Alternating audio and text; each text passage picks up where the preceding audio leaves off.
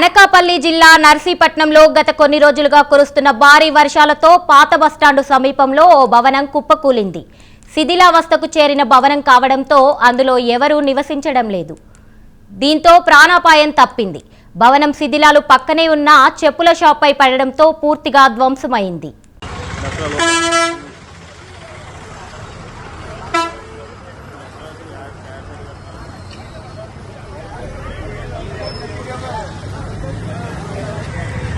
Narsipatnam friend family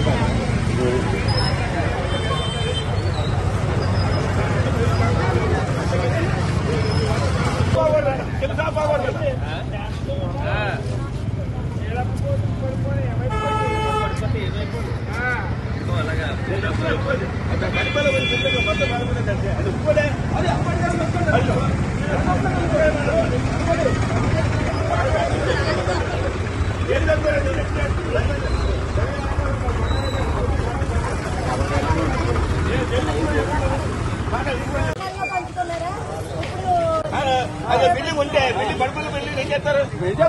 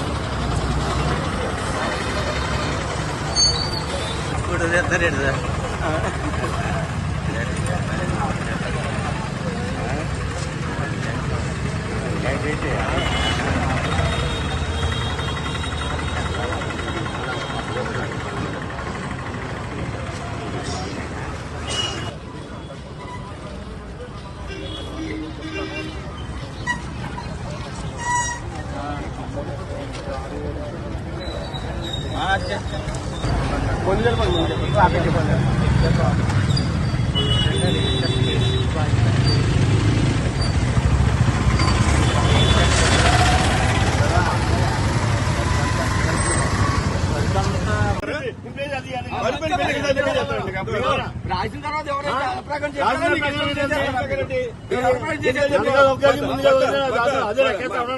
కాదు. ఇప్పుడు ఒక్క నిమిషం పెద్దలు రాసిన ప్రకారం చేస్తారు. ఏ పెద్దల ప్రకారం దీన్ని తీసిన తర్వాత ఎన్నిసార్లు ఒప్పుకోలేదు? ఎందుకు ఒప్పుకోలేదు? ఎప్పుడు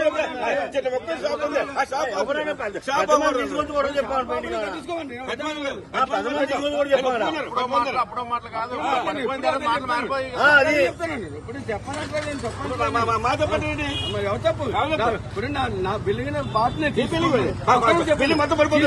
ఈ పార్టీని తీసుకుని బాగా నీదని చెప్పి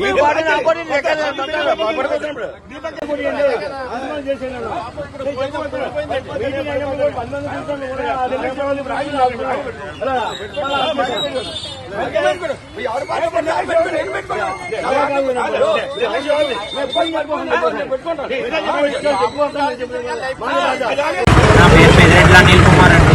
ఇక్కడ మాది పక్కన రేకుల షెడ్, ఇది కన్స్ట్రక్షన్ చేస్తున్నామండి. నేను పొద్దున్న రాబోతుకి బిల్డింగ్ పడిపోయి ఉన్నదండి. తెల్లవారుజామున పడిపోయింది 3:30కి. మేము ఎన్నోసార్లు పక్కన చెప్పామండి, అది కన్స్ట్రక్షన్ చేస్తున్నాము, పాత బిల్డింగ్ మా రేకుల షెడ్ మేము పడిపోతుంది, మీరు అది పడగొట్టండి అంటే చాలాసార్లు నిర్లక్ష్యంగా ఉండిపోవటండి. అది 5గురు వాటా అండి, అన్నదమ్ముల వాటా వల్ల వాళ్ళు నిర్లక్ష్యంగా ఉండి మాకు ఇప్పుడు ఆ రేకుల షెడ్ అంతా మొత్తం పాడైపోయిందండి. దానివల్ల మాకు 30 లక్షల వరకు లాస్ వచ్చిందండి. ఆ షెడ్లో మా ఊరి చెప్పుల షాప్ అండి, చెప్పులు అవి ఉంటాయండి. మేము సుమారు 30 లక్షల వాల్యూ తాలూకా మెటీరియల్ అంతా పోయిందండి. మొన్నే దసరా అని చెప్పి మేము మెటీరియల్ అవి వేయించుకున్నామండి. ఇప్పుడు ఆ మెటీరియల్ అంతా లాస్ పోయిందండి, మొత్తం షెడ్ అంతా పాడైపోయింది. కొద్దిగా అదేదో మాకు న్యాయం చేయవలసిందిగా కోరుకుంటున్నాం. నేను కమిషన్ కూడా పెట్టాం, 12 సంవత్సరాలు కదా పాల్గొట్టమని చెప్పి వీళ్ళు కాలిపోయింది, బిల్లు పడిపోయి మీకేం చెప్పండి. మా బిల్డింగ్ పడిపోయినప్పుడే ఆయన మళ్ళీ బిల్డింగ్ రిపేర్ చేసేటప్పుడే నేను చెప్పేవాడిని, అయ్యా బిల్డింగ్ పడిపోతుంది, నీ బిల్డింగ్ కూడా పడగొట్టు, మాకు రేకుల షెడ్ ఉంది, మాకు ఇబ్బంది అవుతుంది అంటే నా వాళ్ళు రావాలి, నేను నాది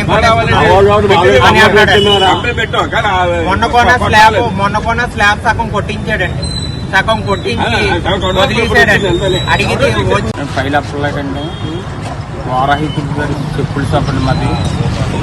స్థలం రెంట్కి తీసుకొని మేమే దిగ్గొట్టించుకొని మేమే పెట్టుబడి పెట్టుకొని చెప్పుల షాపు పెట్టుకున్నామండి. పక్క బిల్డింగ్ వాళ్ళు సగం కట్టేసి వదిలేసి అసలు వదిలేశారండి. వదిలేస్తే అది ఈ రేకుల షెడ్ మీద పడిపోయి శుభ్రం కూలిపోయిందండి. మాకు చాలా నష్టం జరిగిందండి. పెట్టుబడి పెట్టుకున్నాం, దసరా సందర్భంగా స్టాకులు తెచ్చుకున్నాం, 30 లక్షల వరకు లాస్ పోతున్నామండి. దానికి మీరే ఏదన్నా చేసి ఆదుకోవాలని కోరుకుంటున్నాం.